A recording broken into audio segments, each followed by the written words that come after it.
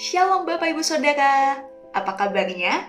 Senang sekali bisa menyapa Bapak Ibu melalui program Sapaan Gembala.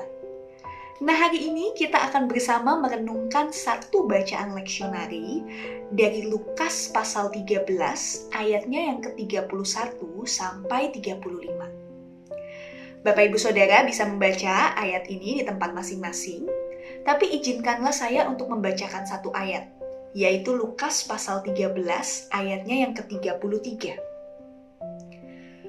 Tetapi hari ini dan besok dan lusa, aku harus meneruskan perjalananku, sebab tidaklah semestinya seorang nabi dibunuh kalau tidak di Yerusalem.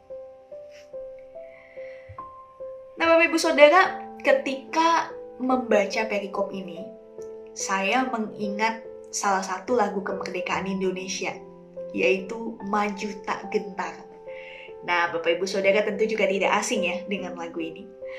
Lagu ini diciptakan oleh Cornel Simanjuntak untuk menggambarkan keberanian rakyat Indonesia yang pada saat itu hanya dilengkapi dengan persenjataan seadanya, tapi mereka terus maju melawan para penjajah yang tentu kalau berbicara soal persenjataan lebih modern, lebih canggih begitu ya. Nah, meskipun ada musuh yang lebih besar di hadapan mereka, tapi mereka tidak mundur. Karena rakyat Indonesia pada saat itu tidak membiarkan penjajah menguasai dan merampas hak-hak mereka. Keadilan dan kebenaran harus tetap diperjuangkan demi kebaikan bersama.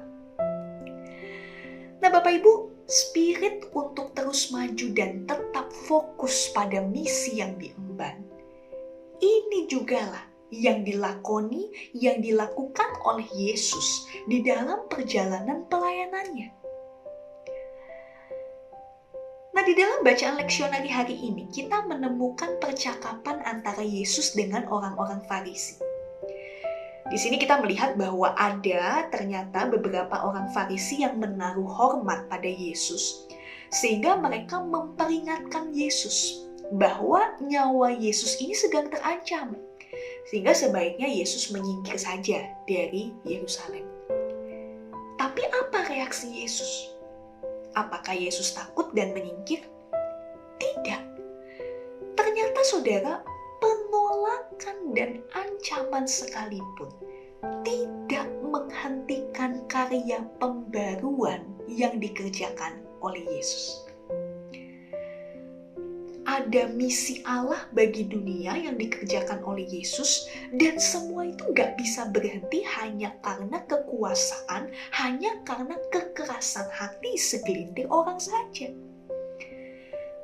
Nah, itulah mengapa tadi Yesus mengatakan di ayat 33, aku harus meneruskan perjalananku. Show must go on, kalau kata orang sekarang gitu ya. Kenapa? Karena Yesus sadar bahwa dia hidup untuk melakukan kehendak Bapanya, yaitu menyatakan karya pemulihan dan juga keselamatan. Nah, Bapak Ibu Saudara, di dalam hidup ini, kita pun juga dapat diperhadapkan dengan berbagai tantangan dan bahkan ancaman ketika kita melakukan kebenaran. Tapi pertanyaannya adalah, apakah tantangan yang ada membuat kita hilang fokus dan bahkan menyerah? Atau justru tantangan itu membuat kita semakin berserah pada penyertaan dan kekuatan Tuhan? Percayalah Bapak Ibu bahwa Tuhan akan selalu melindungi dan menyertai setiap orang yang berjalan di dalam terang kasih-Nya dan senantiasa menjadi saksinya. Kiranya Tuhan memberkati kita. Amin.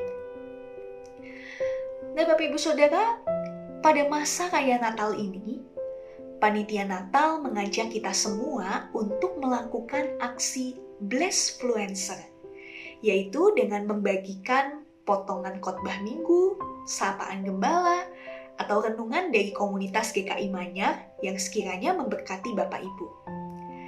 Nah, Bapak Ibu bisa membagikan di dalam bentuk video ataupun gambar melalui sosial media yang Bapak Ibu miliki. Entah itu melalui WhatsApp, Facebook, Instagram, Line, atau mungkin TikTok gitu ya. Sehingga renungan yang memberkati Bapak Ibu juga bisa memberkati orang lain. Selamat melakukan aksi Blessfluencer ini.